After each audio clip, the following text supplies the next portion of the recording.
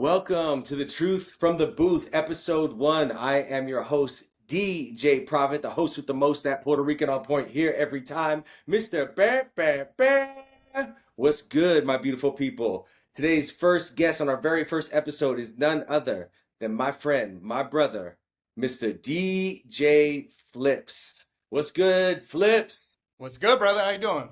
Man, I am amazing. I'm so grateful for you jumping on here with me for my very first episode. I had to do it right. Had to bring in my boy, mi hermano, my Puerto Rican Boricua brother. Thank you so much for joining me and Thanks for doing having the me, man.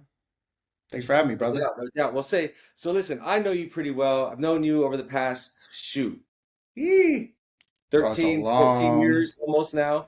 I think So I know 15, about your 15, story, but I want 2010, bro. yeah, over a decade for 15. sure. So Dang. I wanted to let our people know more about you. You are straight out of New Mexico, residing in Los Yes, sir. Angeles.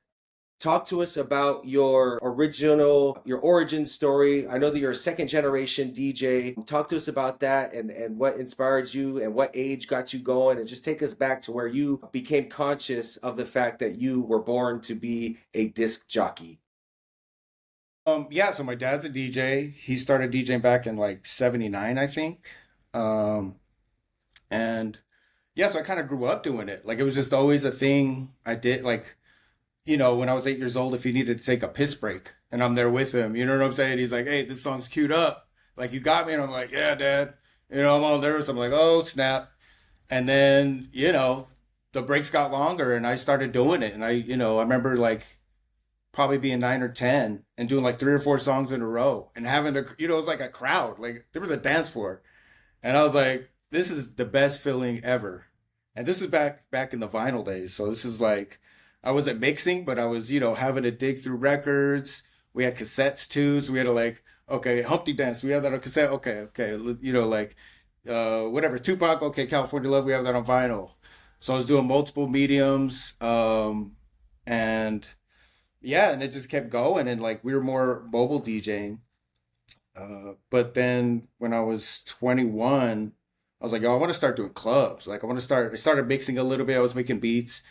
Um, and I finally got in a club and it was the best feeling I ever had. And I was going to school at the time, it was like third year, business major. And that night, like I had class early in the morning after that night, and I was like, this is what I want to do. Like I couldn't sleep, like that adrenaline you get, So I just kind of knew that was it. Like I got to figure it out. Like I didn't know, and that was right when like DJing, like DJ was popping off, and that whole like when DJing was becoming a serious thing, like you could do it as a career. And yeah, I was just kind of like, I'm probably not going to finish college, and I didn't.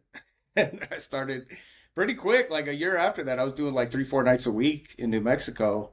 Um, and yeah, it was just like, this is what I want to do.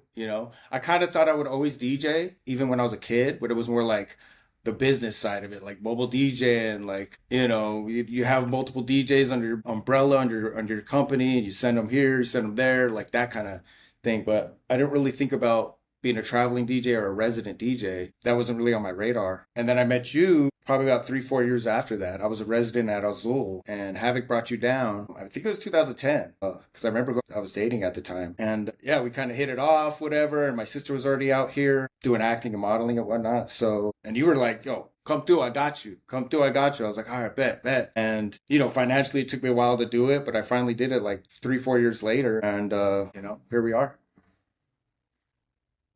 Oh, I can't hear you. I can't hear you. Hold up.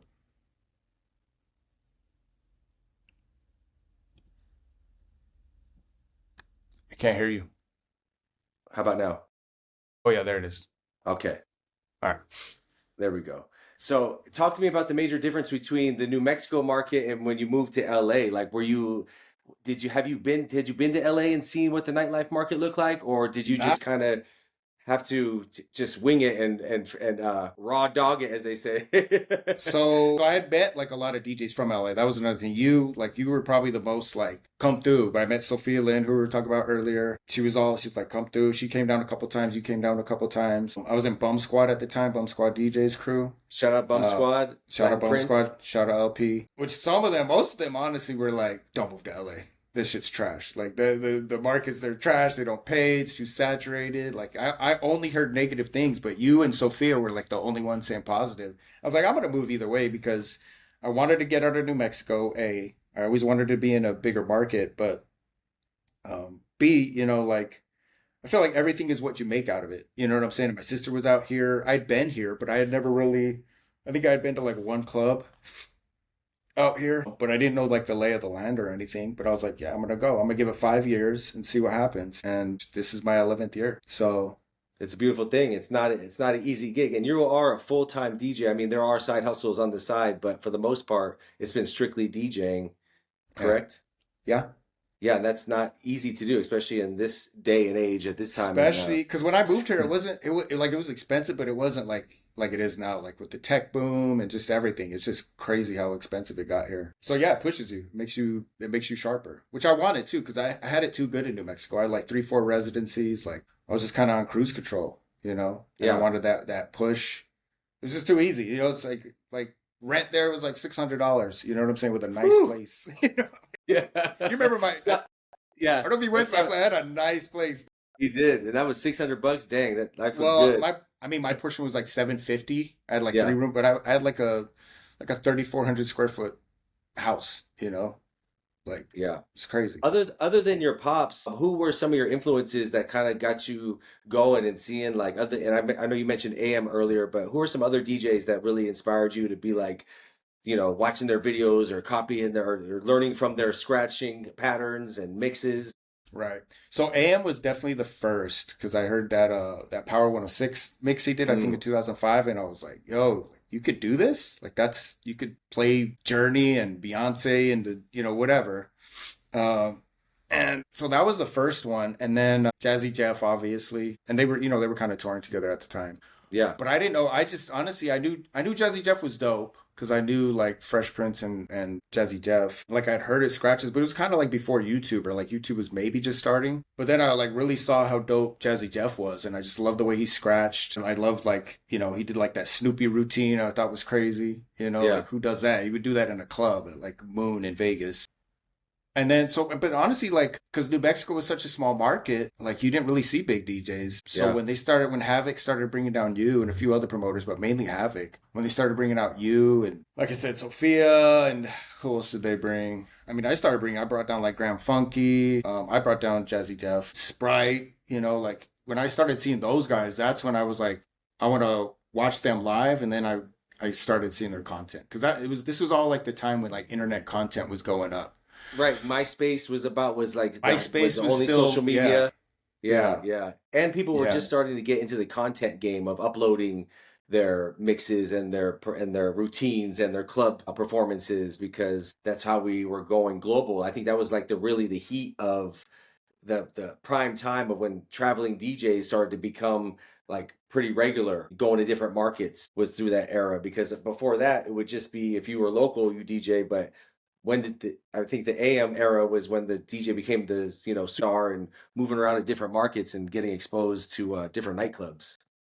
yeah. Because I didn't even know the traveling thing was really a thing. Like I knew like Benny Benassi and like those guys, the Tiestos of the world. I knew they traveled, but I didn't know like open format party rockers were like traveling all over the world. You know what I'm saying? Yeah. So like Havoc kind of exposed me to that. Shout out to Havoc. Shout out Jeff Diamond.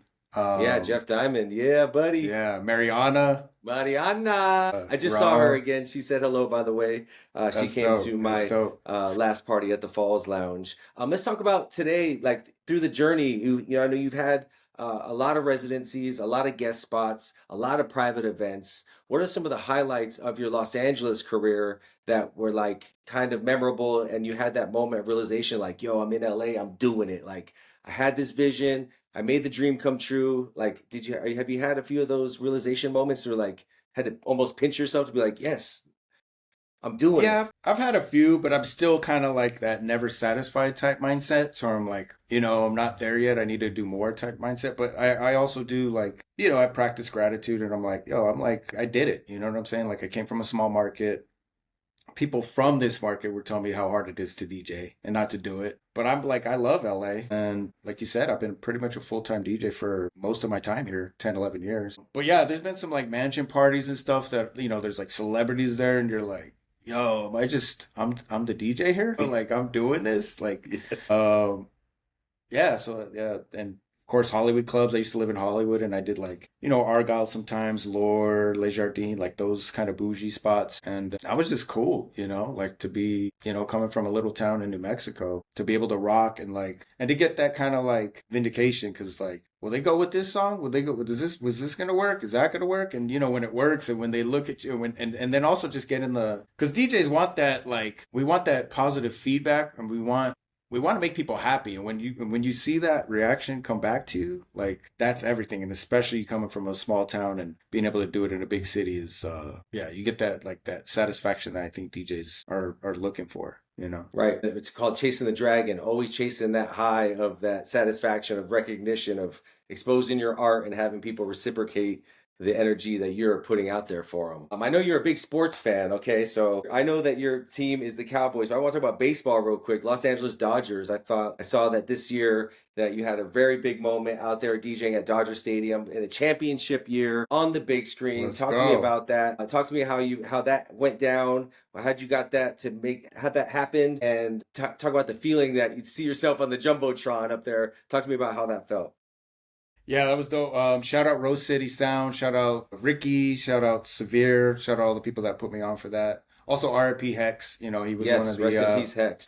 We lost him recently. He's one of the main DJs for the Dodgers. Yeah, so they put me on. They've always treated me like family, and I've done several events for them. At Dodger Stadium, especially playoff games is usually when I did it. But I was like the featured DJ, which means I was piped throughout the stadium. I was on the Jumbotron.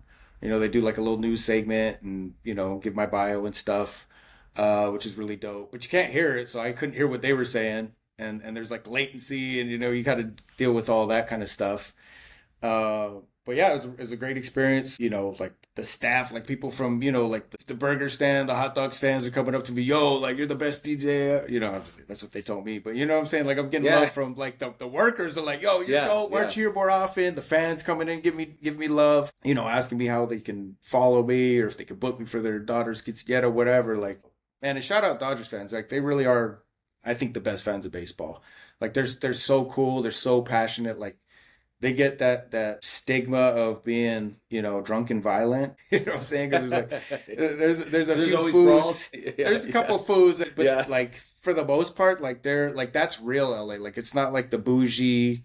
You know what I'm saying? You get to see the Boyle Heights, the South Central, the Highland Park type people. Like you get to see real LA, working class LA that I feel like doesn't get talked about. You know what I'm saying? People always talk about like the fake people in Beverly Hills, the fake people in Brentwood, whatever. But like, it's a really cool vibe. So I love getting to DJ for the Dodgers, man. It was a dope experience. That's dope, man. Yeah, I was super proud of you for that and got to see you shine, man. So awesome. Let's talk about your Cowboys real quick since I mentioned it. Who do you think is going to be your next head coach? Dion, baby, let's go. And it's funny too, because I didn't even think about that being a possibility, but you for Christmas actually got me a framed Dion. Hey. Deion Sanders, which is fire, man. What's my name? They call me the prophet for nothing. and I changed my name. That's crazy. I mean, that's my middle name is Dion, but I think for corporate events, I'm going to start going by Dion because I didn't like Flipz. It just didn't sound professional enough, like especially for weddings. Well, what inspired that DJ Flipz name? Give me the truth. Truth from the booth. Don't know? You don't know? I do know, but tell our people. I don't think you do because I don't think you. Man, we gotta edit this, bro. This can't go on YouTube. Give me the PG version. Damn, bro. There's like 6 people in the world that know this story too. Well, now there's gonna be 6 million after we get the views up for this. Perfect. Well, it's okay. PG version. So I was like 16. Yeah, it's gonna be PG. I was like 16 years old. We're throwing a party. My mom or my friend's mom was a nurse. She was like a graveyard shift nurse. So we'd always throw parties when she wasn't there. Like I don't know how she didn't know, but how high school kids are. Yeah. So we're throwing like, it's like 15, 20 people. We called it a kickback. I don't know what the kids call it now. But yeah, we had some girls there and some things. So you play flip the Uh, instead of spin the bottle, it was flip the bottle or flip the it flip was the a weird cap. situation. So basically, my boys had the girls that they wanted, and I was like, the girls that were there left over. I was like, nah, I'm good. But they were like, not taking no. They're like, nah, like you got to take one for the team. And that's all I'll And say. But anyways, okay, so it's they end up being has to that's do your with name the now. finger. Has to do with the finger. Flips. Okay, so now we are now Dion Cruz. I like that a lot, actually. Yeah. I mean, I might still keep Flip. I think I'm gonna still keep the Flipz Instagram handle Yeah. since I got it. I don't know because I looked years ago because I've been thinking about changing my name for like forever. But the Instagram handle's taken. I reached out probably 10 years ago. The dude never got back to me. It looks like a dead account, but I don't know what else to do. But I could still go by Dion Cruz, you know what I'm saying, especially for corporate events and Yeah, and it's your legal name, it's my legal so name, yeah.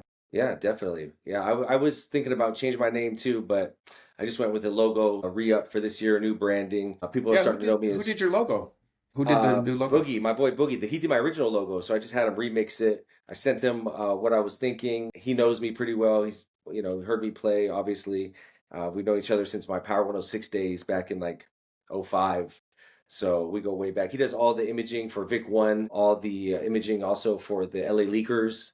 So Oh shit, okay. I'll definitely pass you his info if you want it. He's definitely one of the best in the game and on point and makes what you want, what you visualize happen with a flair of his own art and definitely a dope dude to know.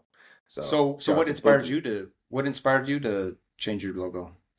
I Just felt to re like it's been 20 years and repositioning myself out of Los Angeles and into where I live now, into the IE and Riverside and San Diego counties, and just felt like it was time to update the branding because I'm changing. I'm not so much into nightclubs as I was and lounges as I was in Los Angeles, more towards day and corporate events. And I felt like the branding on that was just time for update. And with the change of focus and a change of energy, I just felt like I wanted to update the logo and make it shiny and new. And he did a great job of keeping it looking futuristic while still keeping the integrity of what Profit stands for, and that's the message in the music. And um, thought it came out dope. We went through a few. I picked out, we adjusted, added some things from other things, went through the whole creative process and knocked it out for the 2025, baby. word. I like it. I like it. Yes, sir. So we talked about now some of your, you've gone from private events to nightclubs in your local area to Los Angeles celebrity events to the Dodgers on the big screen championship season. And so you've done a lot in your career, kind of across the board. Is there anything that is on the bucket list of your DJ career that you're looking forward to making happen and crossing off that list? I mean, I still want to travel more. Like I want to DJ abroad. I mean, I want to, my eventual goal is like, I want to run venues. I want to own venues and stuff like that. So that's always been the end goal. Yep. Um, but yeah, and then I would love to, even if it's a small artist, I'd love to be a DJ, like a tour DJ, do a couple dates, get to play like an arena or something like that. So yeah. Yeah, dope, dope. I was gonna ask you as well, as far as the traveling, like, do you have nightclubs in mind? Are you thinking Vegas? Are you thinking across the country in different markets, New York, Miami? Are there certain clubs specifically that you feel like you want to play at? Not really. I just, it's always cool. Like I'm just blessed to do what I do. You know what I'm saying? Like to do what I love and to get paid for it and to make a career out of it is such a blessing. Any DJ that's successful knows that, like it's like, or they should. I feel like some people are, a little, like they complain a little. It's like, bro, you get paid to You play spin music to records, play, yeah, you get paid to play music. Shut to the hell spin, up. yeah. So I'm happy to do that, but yeah, like just it's more like I would love to do Miami. I'd love to do Vegas, of course. I've done little stuff in Vegas, but I'd love to do like a Vegas club, and yeah, I'd love to go to Europe or Thailand or wherever. But it's not that specific. Just any dope opportunity like that, I'd be happy to do. Nice. And what's your favorite out of all the events you've done? Do you find that private events, corporate events, nightclubs, lounges, what is like if you were going to just do one thing from here on out, or would you just keep it abroad and keep it multi across the board with different events? No, yeah, I like the variety. I like being able to do because my events and my schedule is very like literally from day, like if I have 4 gigs in a week, they're usually all four very different, format wise, um, clientele, like, it could be a bar one night, club the next, a wedding the next, like college event. It's all ages. So I like that. But if I had to choose, I mean, obviously I would choose a club. Yeah, Yeah, for sure. Like a just for that fun club, energy. like an open format club. I wouldn't want to do like all one genre, but yeah, like an open format. Like that's my favorite thing is being able to go all over the board. Like I said, DJ AM, he's the one that inspired me. So anything that I could do that's similar to that, like Yeah, that's what I love. Yeah. dope. I was gonna ask you as far as hold on, hold on. This all I can edit this. All right. Next on the plate. All right. You're an avid golfer. Avid I am. golfer. I You am. are, and golf is your passion. If it's between golf and DJing, if you had to choose one, where would you go? Why not both, baby? Just one, because that's We that's the might be question. You cooking got to choose something one. up. We might be cooking something up. Um, well, so my end goal has always been, even probably before I knew that DJing was going to be my career, I want to retire on a golf course and have my own golf cart and be able to play whenever I want. Like that's the dream. Like the real dream is to have like a cul-de-sac with the homies. You know what I'm saying? And we Like a all, compound of cul-de-sac yeah, homies. yeah, Yeah. just the homies, and whenever we want, we just mob out to the golf course. You know what I'm saying?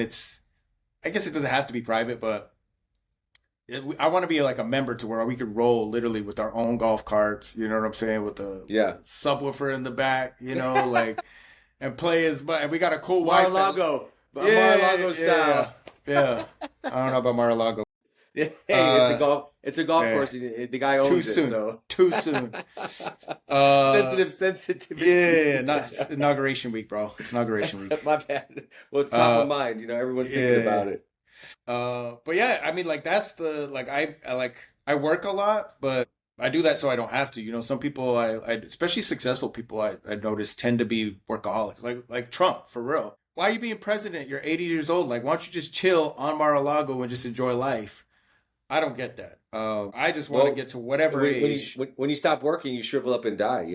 That's what happens. You stop using your But well, so mind golfers, and golfers. There's a study that just came out. Golfers live an average of 5 years longer than the average person.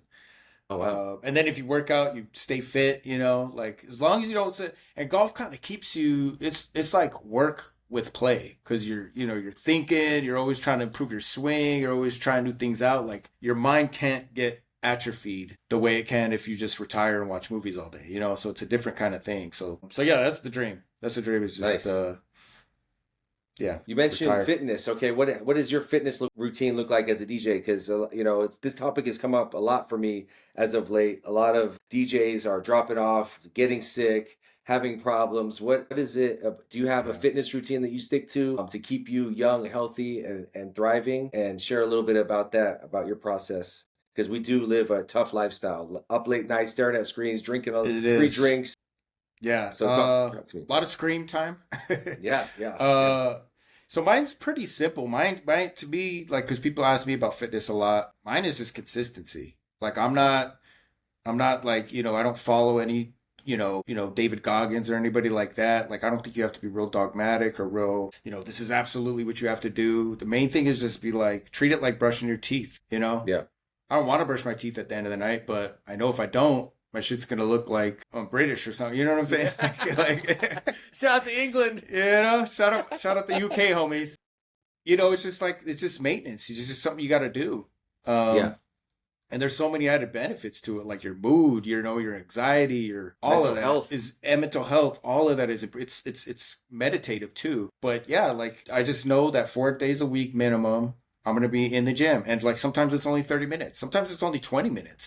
Sometimes I'm just like, okay, let me bang out some push-ups and do some crunches or whatever. Like that's all I have. But like as long as I do something, as long as I get that heart rate up, I get my blood flowing. That's the main thing is consistency. And I think one of the reasons why people struggle is because they think you have to work out super hard. You have to Right. push yourself. And they'll do that, in January, February, the gyms are And be packed. miserable, sore, and cranky, Yeah. and hate it, Yeah. right? Yeah. And they're they maybe they have like a trainer pushing them, so they're going extra hard. They're doing all this really high end shit, and it's like, and then they get that one lazy day, and they're like, "Fuck it, I'm not going back." I think that's why people struggle because they're like they think they associate that with working out. Whereas Right. I'm like, I'm just gonna go do my 45 minutes to an hour. You know what I'm saying? And do what I gotta do and like stay fit. Like I'm not trying to look crazy. And if you do, more power to you. But the main thing is just be consistent. You know, Yeah, consistency is key with everything, especially your especially health and especially with fitness. Yeah. yes. Another question I want to ask you would be what in a world that is so saturated with DJs at this very moment, more than ever, I think anybody For with sure. Yeah. technology has allowed people to skip levels and trials and tribulations and struggles to be a DJ. What separates DJ Flipz Dion Cruz from the rest of the society of DJs in this era? Well, my age for sure, which we're gonna Grown and sexy. we're, which we're not gonna talk about, but yeah, I mean the fact that I saw, there's not too many second generation DJs my age. Like now you're seeing a lot of like younger DJs, like little kids, like they're which I would do too. I make my kid a little DJ and put them on, make an Instagram for them and show them routines, teach them how to scratch. I think that's dope, but like being my age and getting to see like the kind of the 80s, but really the 90s, the 2000s, and like no back when it was only vinyl, like seeing how hard it was. I think that's kind of my biggest thing with the new generation is they don't know how hard it was because technology's made it so easy. That's why there was so few DJs. Right. Because the Like, struggle, you had to spend your money you made on records, couldn't download yeah, anything, had to go drive around to get records.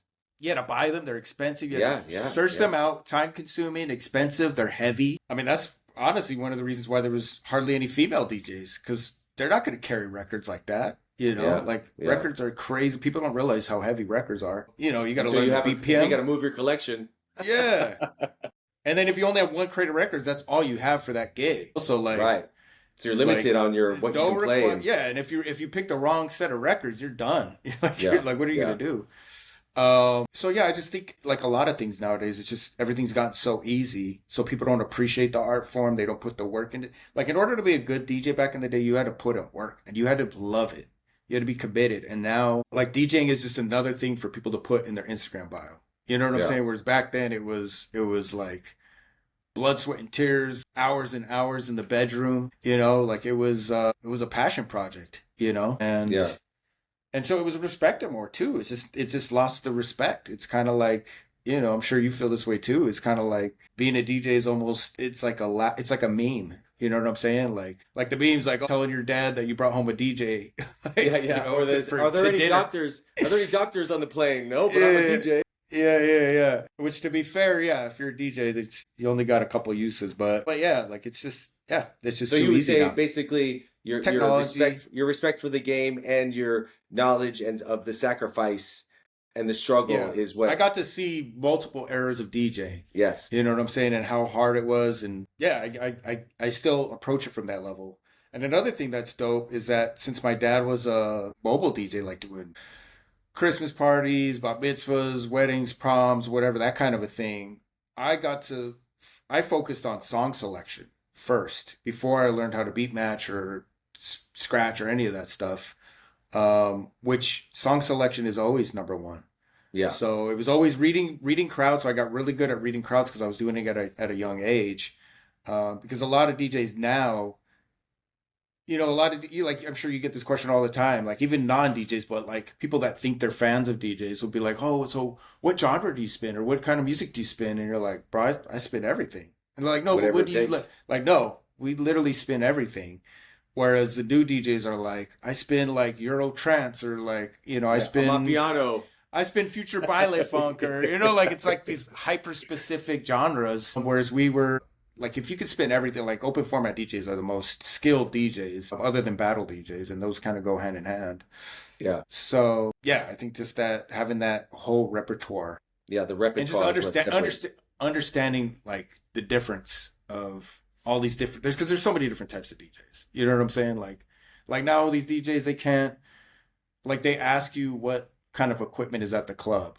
You know what I'm saying? Yeah. Which is They're fine. But limited on what they can play on. yeah, they're like, oh, can I bring my controller? Which is like, I've never brought my controller to a club ever. You know what I'm saying? Whatever you got, I can play on anything. You know, I have my Yeah. preferences, but that generation, if you're under 28 basically, and you're a new DJ, you're only playing on a controller or like, you know what I'm saying? Like, Yeah.